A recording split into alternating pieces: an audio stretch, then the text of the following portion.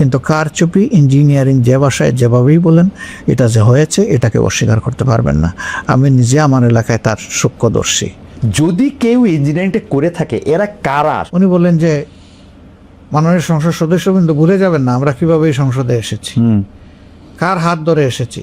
ঠিক আগের দিন ৭৪ লাখ টাকা নিয়ে জামাতের একজন জেলা আমিরের বিমানবন্দরে থাকা, মানে তার আটক হওয়া, সেটা আবার সামনে আসা, এইটা আপনাদের ভোটের ক্ষেত্রে কিছু কিছু মানে ঠিক আগের দিন এটা ক্ষতি। আমি বলি এগুলার জবাব কে দিবে? জি, একজন নারী প্রেসিডেন্ট। হয় না কেন সেখানে কি যোগ্য নারী নাই? ওই লন্ডন বৈঠকে গিয়ে যখন মানে 4 দিন আগে দেওয়া নির্বাচনের ডেট উনি পাল্টায় ফেললেন। আর দেখেন আসলে ইসলামপন্থীরা যুগে যুগে কিন্তু সম্মান পাননি এই দেশে। না। বাংলাদেশের বসুন্ধরা আবাসিক এলাকা থেকে আপনাদের স্বাগত জানাচ্ছি। আমি খালেদ মহিউদ্দিন। ত্রয়োদশ জাতীয় নির্বাচনের পরে নতুন একটি সরকার গঠিত হয়েছে। বাংলাদেশের রাজনীতিতে ইতিবাচক দিকে বাংলাদেশ যাচ্ছে কিনা সেটি দেখার জন্য অপেক্ষা করছে বাংলাদেশের 18 কোটি মানুষ। সেই সময় আমরা এমন একজনকে পেয়েছি যিনি তার নিজস্ব কেরিশমায় অনেক দূর নিয়ে এসছেন তার দলকে। আমরা বিশ্বাস করি তার একটি পার্টিসিপেশনে বাংলাদেশও এগিয়ে যাবে অনেকখানি। আমার সাথে আছেন জামায়াতে ইসলামী বাংলাদেশের আমির ডাক্তার শফিকুর রহমান। ডাক্তার রহমান, আপনি আমাদেরকে সময় দিয়েছেন, সেই জন্য আমাদের শুভেচ্ছা, কৃতজ্ঞতা এবং ধন্যবাদ জানবেন। আপনাকে অনেক ধন্যবাদ আপনার এই ব্যস্ত সময়ের মধ্যে। ধন্যবাদ। আমি আপনাকে প্রথমেই অভিনন্দন জানিয়ে শুরু করতে চাই। সত্যি কথা বলতে জামায়াতে ইসলামীর যে এবারের যে নির্বাচনের ফল সেটি অভূতপূর্ব। মানে এর আগে তো এই রকম এক ফলের আমার অন্তত জানা নেই। আপনি নিজেও এটাকে আসলে ঐতিহাসিক নির্বাচন বলেছেন। আপনি বিবৃতি দিয়ে বলেছেন জামায়াতে ইসলামী অতীত, আমি আপনাকে কোট করছি, জামায়াতে ইসলামী অতীতের অনেক রেকর্ড ভঙ্গ করে আজ দেশের ইতিহাসে অন্যতম বৃহৎ বিরোধী দল হিসেবে আত্মপ্রকাশ করেছে। 2008 সালে মাত্র 2টি আসন থেকে আজ কোটি কোটি মানুষের সমর্থন, আমাদের প্রতি জন আস্থার বহিঃপ্রকাশ।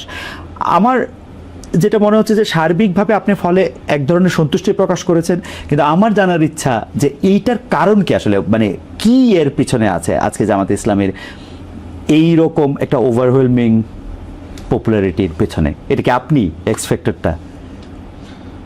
আপনাকে ধন্যবাদ প্রথমে এখানে আসার জন্য, এবং আপনার মাধ্যমে শ্রোতা দর্শক মণ্ডলী যারা আছেন সারা বিশ্বে ছড়িয়ে তাদেরকেও আমি আজকের আলোচনা আমার পক্ষ থেকে আমি স্বাগত জানাচ্ছি। আপনি প্রশ্ন করেছেন 2008 সালে আমাদের সংসদে মাত্র 2টি আসন ছিল, সেখান থেকে আজকে প্রধান বিরোধী দল হওয়ার একটা অবস্থান আল্লাহর মেহেরবানি আমাদের তৈরি হয়েছে।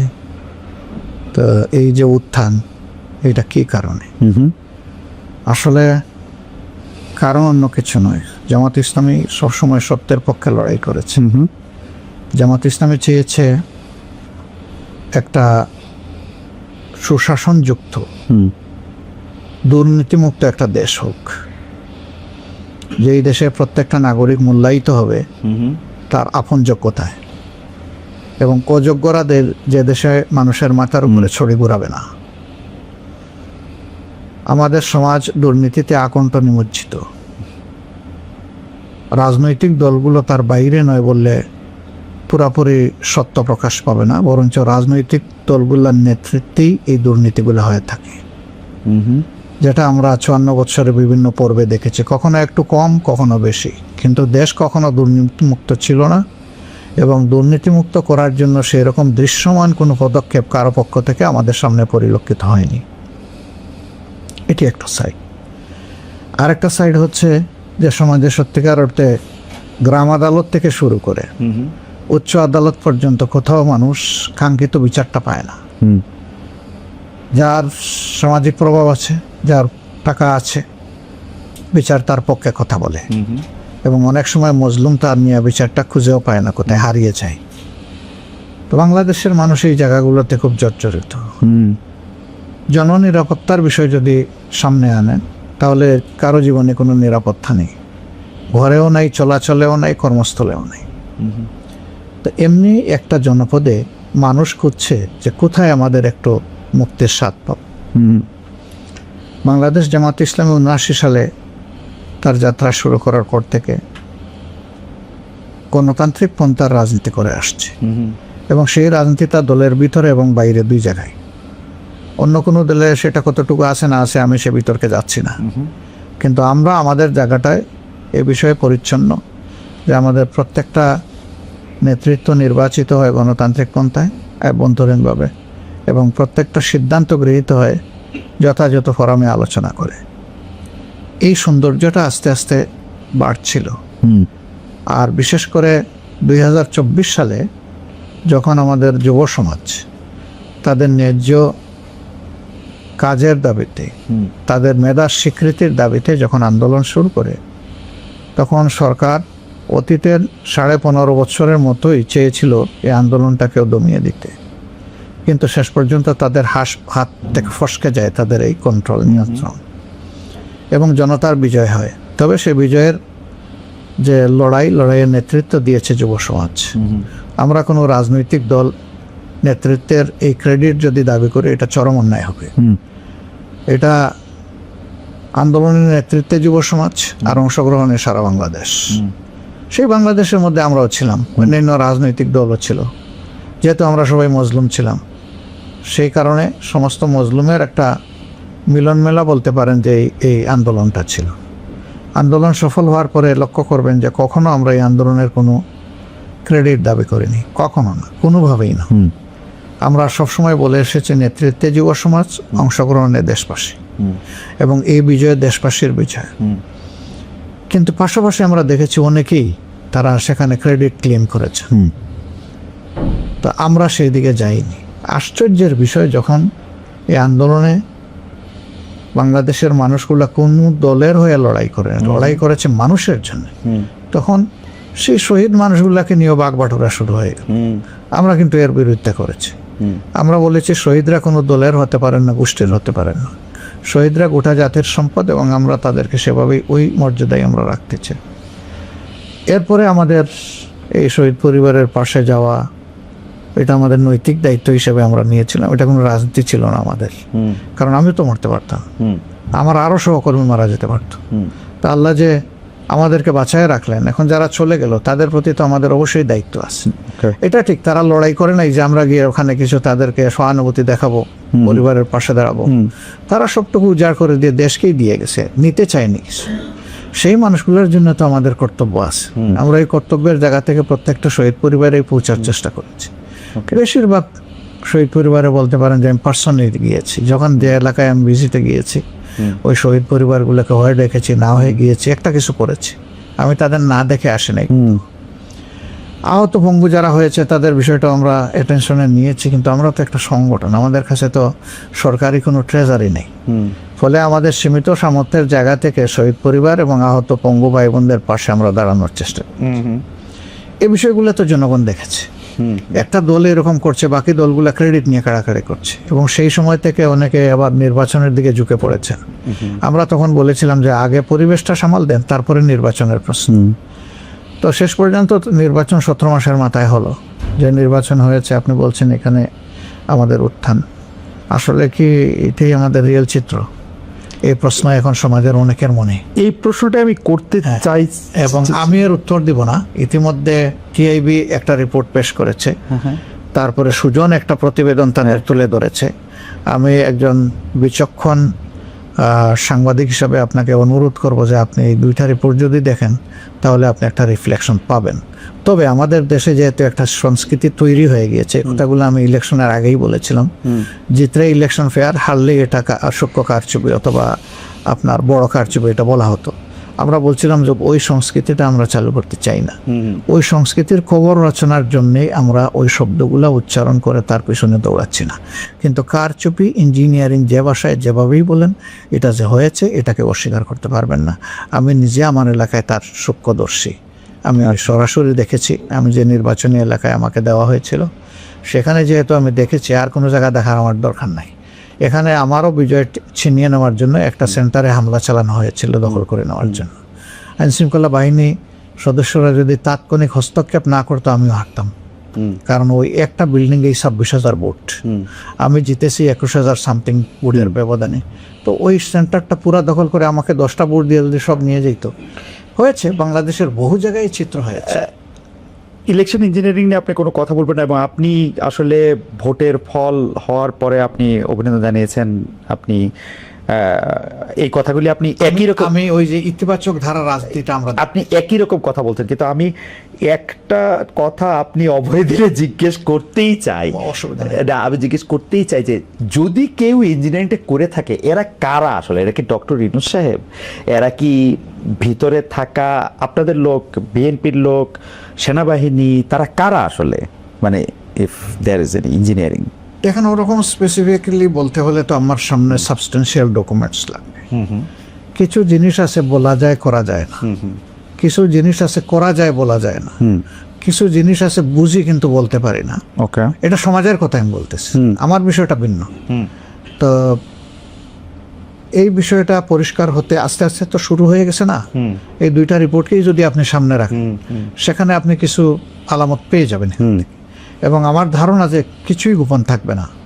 দেখেন, এই 2008 সালে যে ইঞ্জিনিয়ারিং হলো, সেই ইঞ্জিনিয়ারিং এর পরে এরশাদ সাহেব হাটে হাড়ি ভেঙে দিলেন একবার সংসদের ভিতরে।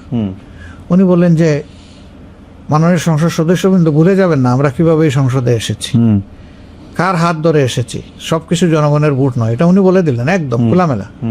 উনি মাঝে মাঝে এগুলো বলে দিতেন। একসময় বলছিলেন যে এখন আমরা এমন এক জনপদে বসবাস করছি, পরে থাকলে খুন আর বাইরে গেলে গুম।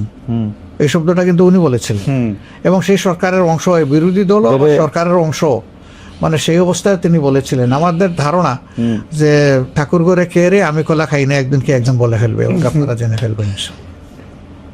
সত্য এইভাবেই প্রকাশ পেয়ে যাবে। আচ্ছা, আমি একটু অন্য প্রসঙ্গে, নির্বাচনের ঠিক আগের দিন, মানে এটা নির্বাচন যারা নিয়ে কথা বলছেন, আমি টেলিভিশনে দেখতেছিলাম, তাদের মধ্যে একজন বলছেন যে ঠিক আগের দিন 74 লাখ টাকা নিয়ে জামাতের একজন জেলা আমিরের বিমানবন্দরে থাকা, মানে তার আটক হওয়া, সেটা আবার সামনে আসা,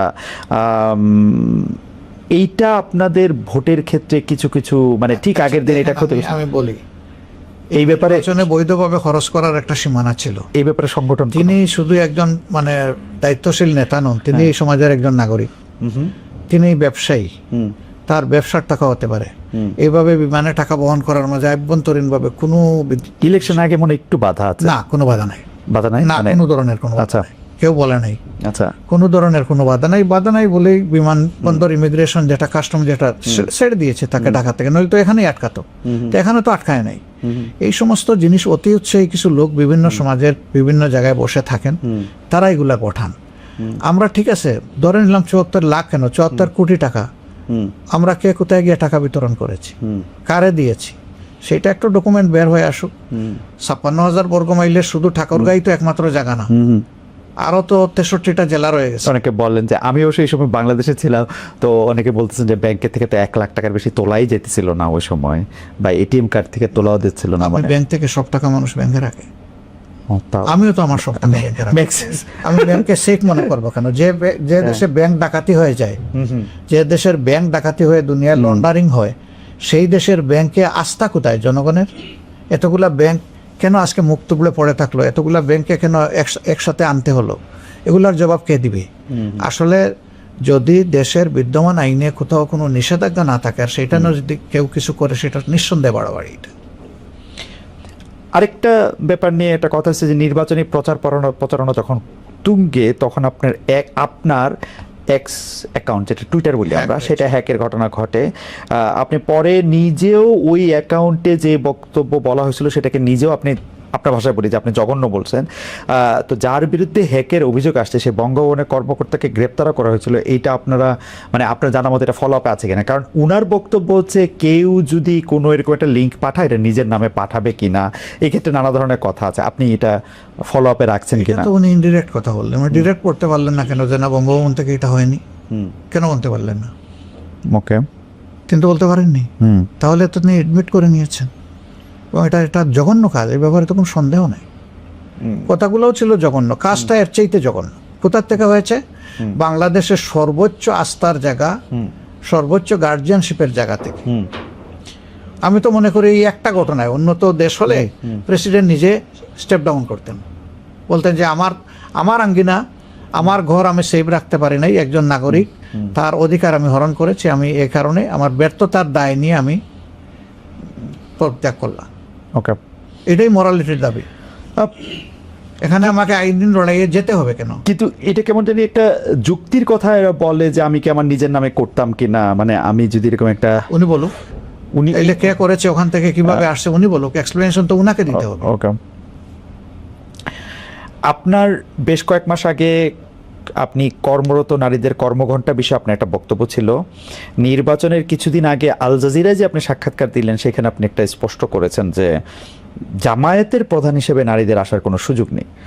আমরা এটাকে ধরে নিয়েছি যে আপনি এটা মিন করছেন যে দেশের প্রধান হিসাবে আসলে নারীদের আসার সুযোগটা সীমিত। এখন একটা প্রশ্ন, এই প্রশ্নটা আসলে দুইটা পার্ট। একটা প্রশ্ন হচ্ছে বেগম জিয়ার নেতৃত্বে জামায়াত আসলে ক্যাবিনেটে ছিলেন, ক্যাবিনেটে ছিল ভালো মতো। আরেকটা প্রশ্ন হচ্ছে যে আমি করতে করতে দেখতেছিলাম যে ফাতেমা জিন্নাহ যখন 1964 সালে আইয়ুব খানের বিরুদ্ধে লড়ছিলেন তখন আশরাফ আলী থানভীর নেতৃত্বে একাধিক আলেম এই মত পোষণ করছিলেন যেহেতু কোরআনে রানী বিলকিসের কথা আছে এবং তার মুসলমান হওয়ার পরও তার বাদশাহী যাওয়ার কথা নাই সেখানে পড়ে, আমিও যতটুকু বুঝছি উনার কথা, আমি যতটুকু বুঝছি যে আসলে মানে রাষ্ট্রপ্রধান বা সরকার প্রধান হওয়ার ক্ষেত্রে নারীদের বাধা নাই। দুইটা আসপেক্টে যদি আপনি বলেন, একটা পলিটিক্যাল আসপেক্ট, একটা থিওলজিক্যাল আসপেক্ট। বিলকিসের কথা বলি, সাবার রানী ছিলেন। জি, সেবার রানী, জি সাবার রানী ছিলেন। ওনাকে মূলত কল করেছিলেন সুলেমান, সুলেমান, জি।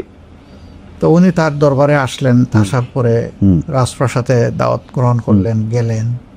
তারপরে তার মানে রানীগিরি ছিল না, এটার কোরআনে নাই, এটার কোরআনে নাই। এই পর্যন্ত কিন্তু চ্যাপ্টারটা ক্লোজ, সূরা আমল, এবং এইটার কোনো অথেন্টিক হিস্ট্রিও নাই আমাদের সামনে, আমাদের কাছে নাই, পর্যায়ে কি হয়েছে না। রাইট। সুতরাং সেটাকে আমরা রেফারেন্স আকারে এখানে নিতে পারছি না। ওকে। আর তিনি ছিলেন মূলত অগ্নিপূজক। তো এটা তো বিশ্বে অনেক জায়গায় সেটা ছিল তখনকার আমলে, পরবর্তী যুগেও ছিল। যেমন এখনকারীরা তাদের অবস্থাটা ওই রকম দাচের একটা বিষয় ছিল, কিন্তু পরবর্তীতে তারা যখন তাদের অ্যানসেস্টর যারা ইসলাম কবুল করেছে তারা তখন ওইটা থেকে বের হয়ে এসেছে। তো সেটাকে আমি রেফারেন্স হিসেবে নিতে রাজি না। ওকে, ফেয়ার এনাফ। এখন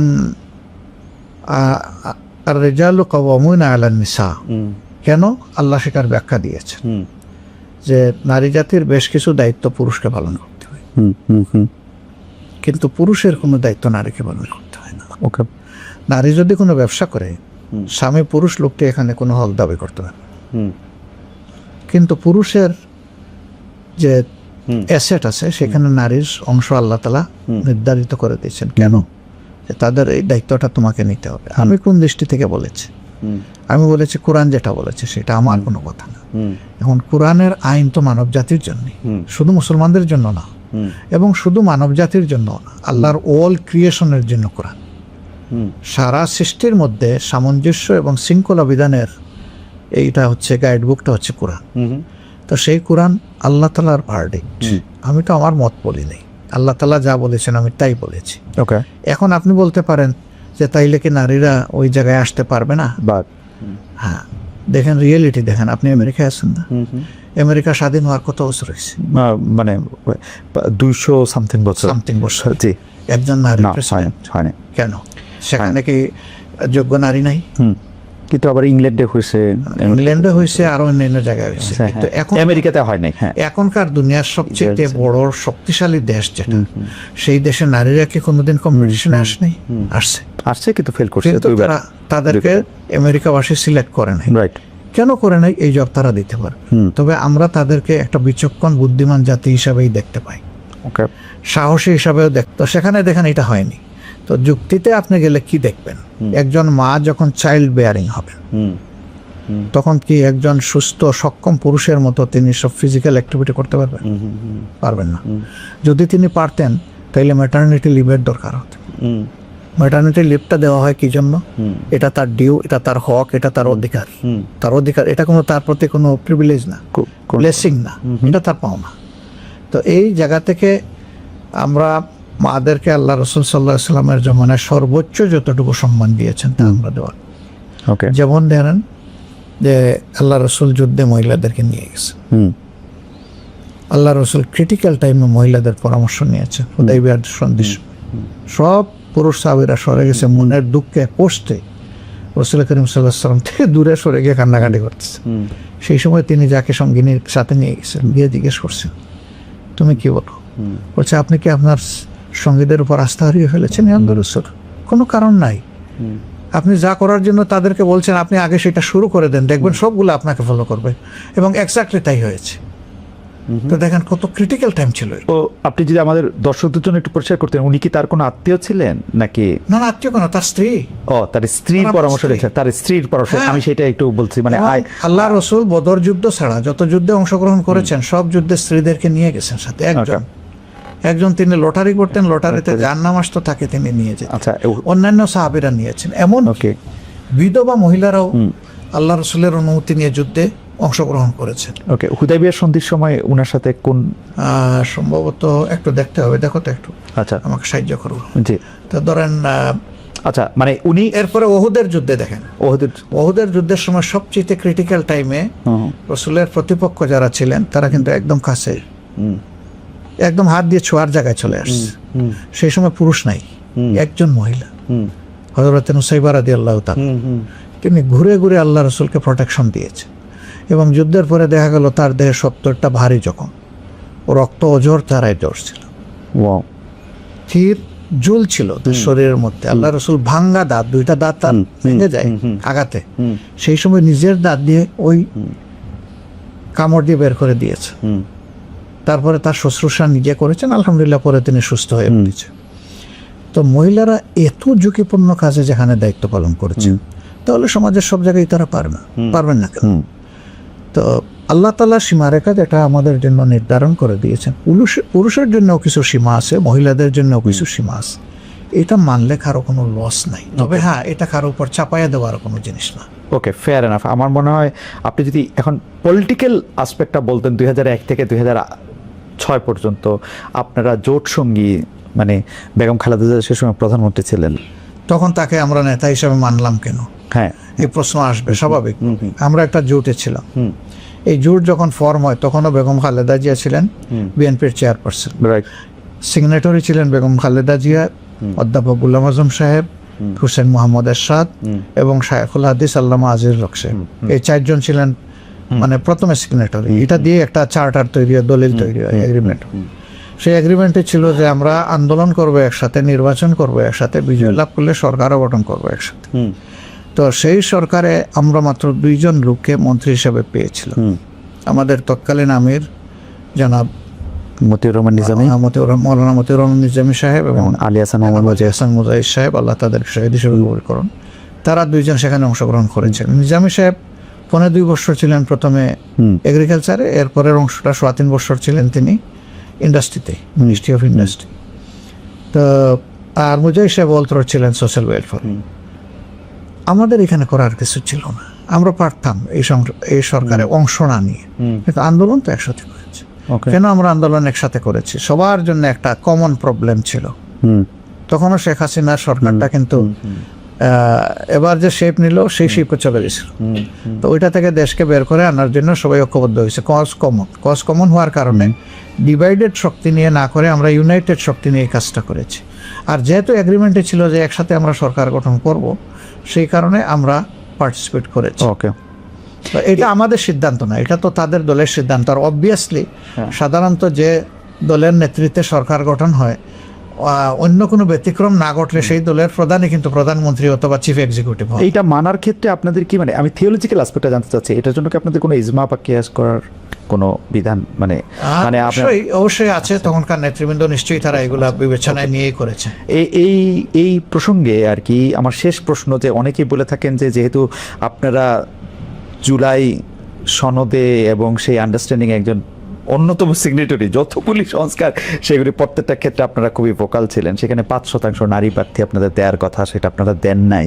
এইটার কারণটা একটু সংক্ষেপে বলবেন? আমরা দিতে পারি নাই, কিন্তু দিব না এটা আমরা বলি নাই। We are getting prepared. দিতে আমরা তো মিসেস রহমানকে, মানে মিসেস শফিকুর রহমানকেও আমরা সংসদে দেখছি। এই 5% তো এখনকার, এটা পরবর্তী সংসদের জন্য।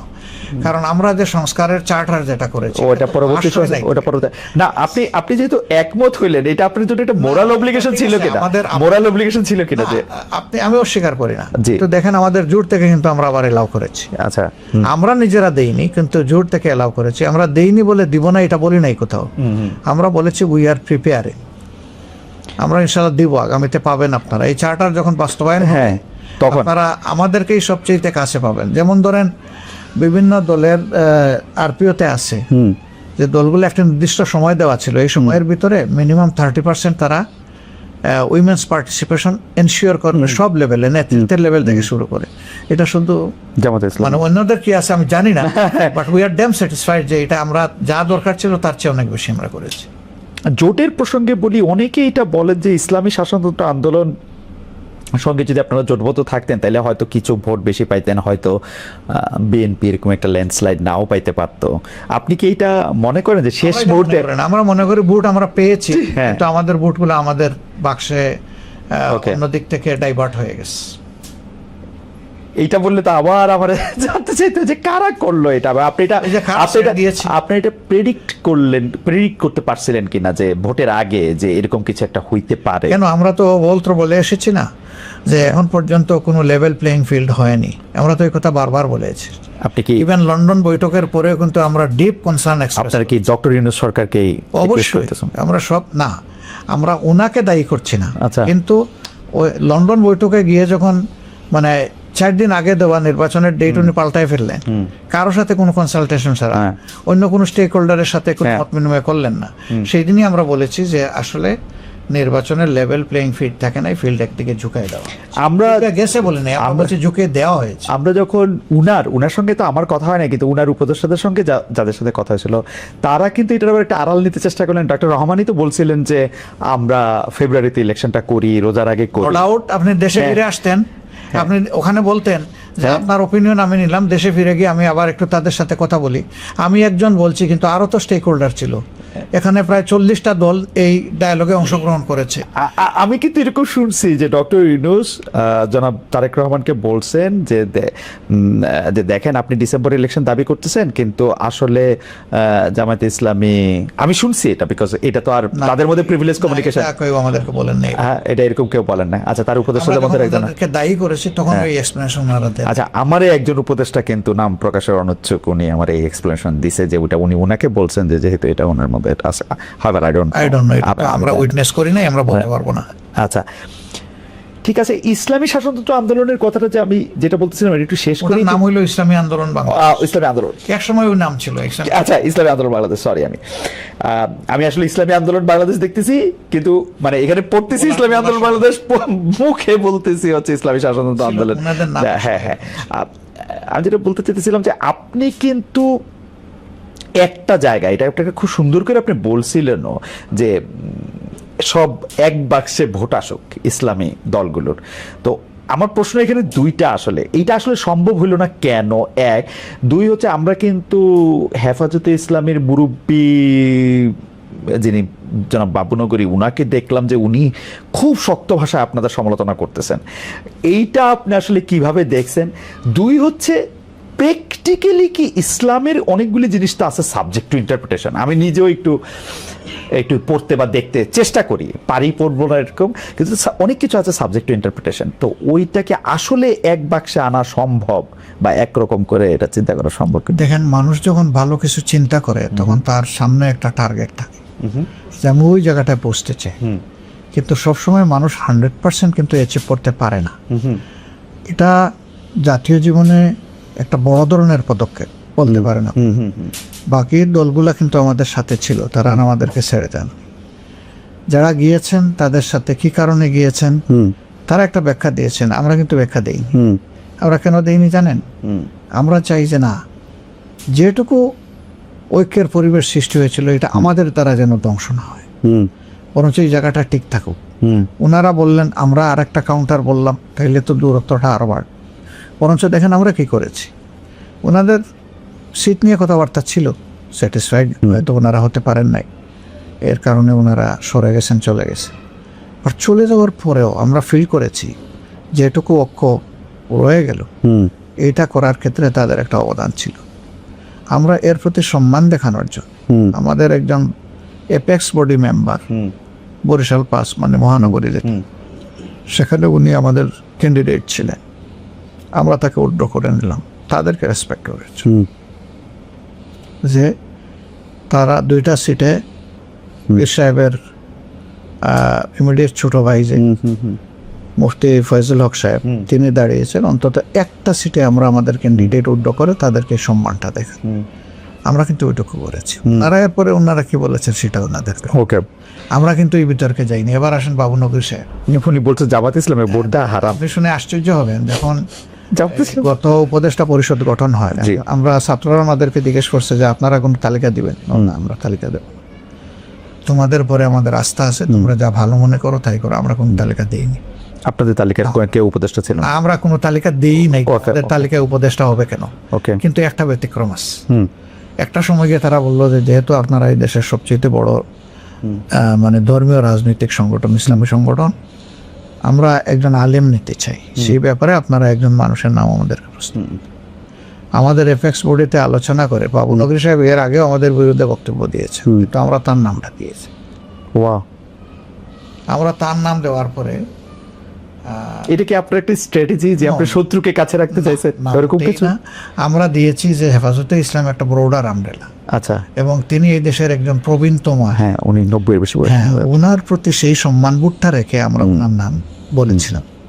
তারা সাথে সাথে চেক করে বলছে যে ওনার যে বয়স এবং ফিজিক্যাল Condition. কন্ডিশন, তিনি এই প্রেশার নিতে পারবেন না, আপনারা অল্টারনেটিভ কাউকে বলুন। আমরা বলছি যে প্রথম নামের সুপারিশ তোমরা নিও না, এখন তোমরাই যত ও, এরপরে আপনারা এটা কন্টিনিউ করুন। তোমাদের মতো করে করো। তারা একটু চিন্তা টিন্তা করেছে, আমাদের সাথে পরামর্শ করেছে, আমরা বলছি ওকে ওয়েল, তোমরা আগাইতে পারো, অসুবিধা নেই।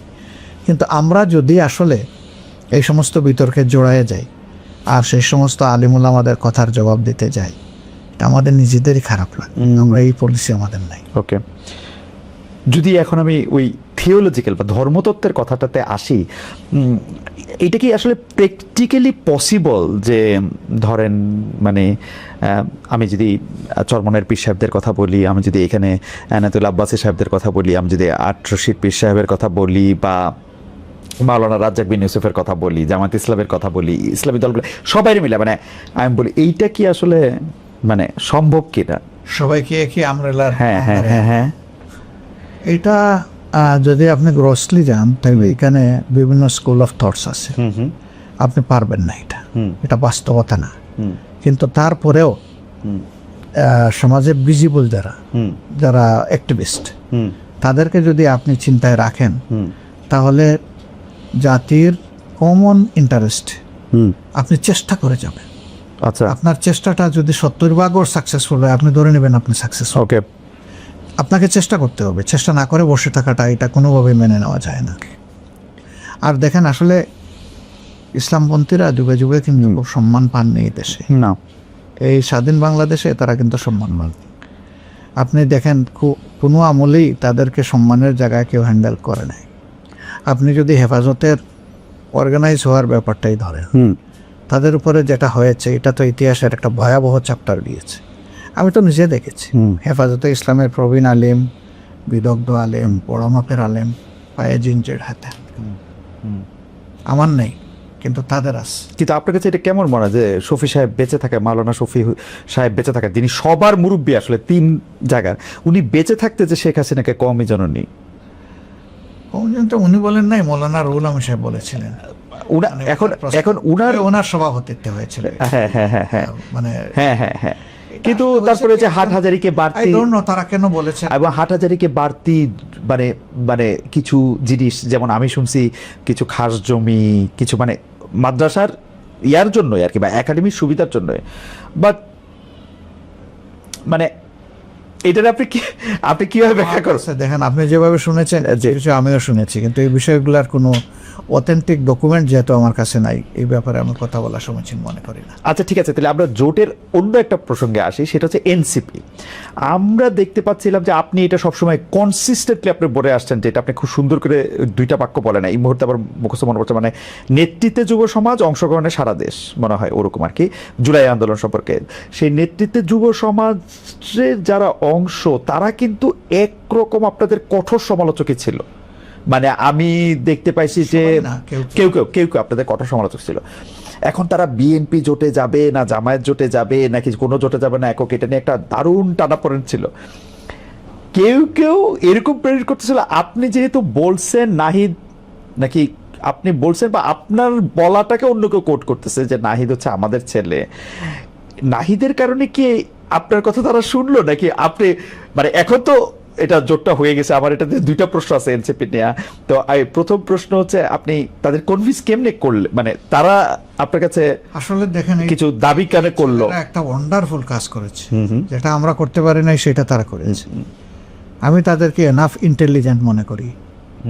তবে এটা বলতে পারেন আপনি যে তাদের বয়স, অভিজ্ঞতা, এগুলার লিমিটেশন থাকতে, এটা তো আমারও ছিল তাদের বয়সে। না, কিন্তু আমার মাঝখানে একটা প্রশ্ন আছে। আপনারা যখন আন্দোলন করতেছেন, 17 বছর ধরে মারা যাচ্ছেন, যখন এখানে গুম হচ্ছে, খুন হচ্ছে, বাজে ইলেকশন হচ্ছে, তখন তো তার আন্দোলনটাতে, আপনাদের আন্দোলনটাতে তারা অংশগ্রহণ করে নাই। তারা একটা সরকারি চাকরি, আমি কথার কথা বলতেছি, মানে ওনারা রাগ না করাটাই উচিত, কিন্তু আপনাদের যে আত্মত্যাগ, সেই সময় তো তারা এটাতে অংশগ্রহণ করে নাই। তারা তো এই মানে পলিটিক্যালি যে তারা চিন্তাশীল, এইটার প্রমাণ তো আমরা পাই নাই। আসলে দেখেন এগুলা আপেক্ষিক ব্যাপার। তারা তখন কোন এনভায়রনমেন্টে ছিল না ছিল সেগুলো একটা বিষয়। এই ছেলেগুলা তখন বয়স কত ছিল, আরো ছোট ছিল, অন্য ছেলেরা ছিল আর কি, অন্য ছেলেরা ছিল। তো অন্য ছেলেরা তারাও কোটা আন্দোলন করেছে এর আগে একবার। ওইটা কোটার জন্য, আপনি কোটার জন্য, বলেছেন যে ওটা কোটার জন্য। পলিটিক্যাল আন্দোলন তো আপনাদের সঙ্গে শামিল হলো না, বিএনপির সাথে শামিল হলো না, সেভাবে সম্পৃক্ত হয় নাই। তো ঢাকা বিশ্ববিদ্যালয়ের তরফে সব আন্দোলনের কিন্তু সর্বকালের সঠিক, রাইট, এটা কিন্তু কেউ আমরা ইগনোর করতে পারবো না। সেই ঢাকা বিশ্ববিদ্যালয়ের অবস্থাটা কি ছিল? খুবই খুবই অপোজিশন ভয়েস সেখানে সাস্টেইন করার মতো কোনো অবস্থা ছিল না, ছিল না, টোটালি সেখানে সাপ্রেস ছিল না। এবং সেই সাপ্রেশনের কারণে ছাত্র সমাজ একটা আতঙ্কের মধ্যে দিন কাটাতো। এই আন্দোলনগুলা যেহেতু ইস্যু ভিত্তিক এবং সব ছাত্রদের ইন্টারেস্ট এখানে জড়িত, এই কারণে 18 সালেও এটা একটা সাকসেসের মুখ দেখেছে এবং ফাইনালি এসে 24 সালে এটা দেখেছে। তা তারা করে না এই কথা বলা যাবে না, তারা ছিল, বিভিন্নভাবে ছিল, কিন্তু তখনকার পরিবেশ পরিস্থিতি হয়তো তাদেরকে সেইভাবে এলাও করেনি। তা আমি বলছিলাম যে তারা তো ইন্টেলিজেন্ট এনাফ, আমার দ্বারা ইনফ্লুয়েন্স হবে কেন? তারা তাদের ভালো মন্দ বোঝার জন্য আমি মনে করি এনাফ, যথেষ্ট। তারা তাদের সব দিক বিবেচনা করে দেখেছে যে রাজনৈতিক এলি যদি সিলেক্ট করতে হয় তাইলে কাকে তারা বেটার মনে করে, তারা তো বেটার অপশনটাই চয়েস করবে। আর নাহিদের ব্যাপারে যেটা বলেছেন, এটা আমি আজকে শুনলাম, আমি এর আগে শুনি নাই যে সে আমাদের ছেলে। আমি কারো মুখে এটা শুনি নাই। সে কোনোদিনই আমাদের ছাত্র সংগঠনের সাথে জড়িত ছিল না, এটা আমি কনফার্ম। ওকে, তার অবস্থান ছিল আলাদা। কেউ একজন, আচ্ছা আমার ঠিক মনে পড়তেছে না, মানে কেউ একজন হয়তো অন্য আরেকজনকে কোট করে এরকম একটা কথা। নাহিদ তো একা সিদ্ধান্ত নেওয়ার মালিক না। নাহিদের সাথে তো ধরেন তার আরো অনেকেই আছে, সঙ্গীরা আছে, সবাই কিন্তু তারা খুবই ইন্টেলিজেন্ট। আচ্ছা, আমি জাস্ট এই প্রসঙ্গে আপনাকে মানে অল্প বিরোধিতার যে কথাটা বলছি, আমাদের বিরোধিতা কে করে নাই? আপনি সহ সবাই করেছে। আমি না মানে সবাই আর কি, সবাই করে, না করছি, আমরা সবাই করছি, এটা ঠিক আছে, আছে, তো বাদ যায় না, এটা ঠিক আছে। আমরা কিন্তু দেখবেন যে বিরোধিতায় অত রিঅ্যাক্ট করি না, না আপনি কখনো, আমরা কিন্তু অ্যাবসর্ব করে নাই সবকিছু। না এটা অ্যাবসলিউটলি ঠিক। আচ্ছা, আর তারা যারা করেছে আমি মনে করি এটা এসেন্স অফ ডেমোক্রেসি। এটা জানার জন্য যে এটা নেগোসিয়েশনটার ক্ষেত্রে কি আপনি মনে করেন 30টা বেশি হয়ে গেছিল এনসিপির জন্য, নাকি ইটস ওকে? মানে আপনি কি এটা হাইন্ডসাইট, আপনি কি মনে করেন যে বা কম হয়ে গেছিল এরকম কোনো কিছু? আমরা আসলে বিষয়টাকে ফ্লেক্সিবলি দেখেছি সবার ক্ষেত্রে আছে। আপনি বলবেন তাইলে ফ্লেক্সিবলি দেখলে একটা দল চলে গেল, আমরা তাদের কাছে আমাদের এই ফ্লেক্সিবিলিটিটা হয়তো এনাফ মনে হয়নি, বাকিদের কাছে এনাফ মনে হয়েছে, বাস তারা এটাকে অ্যাকসেপ্ট করেছে।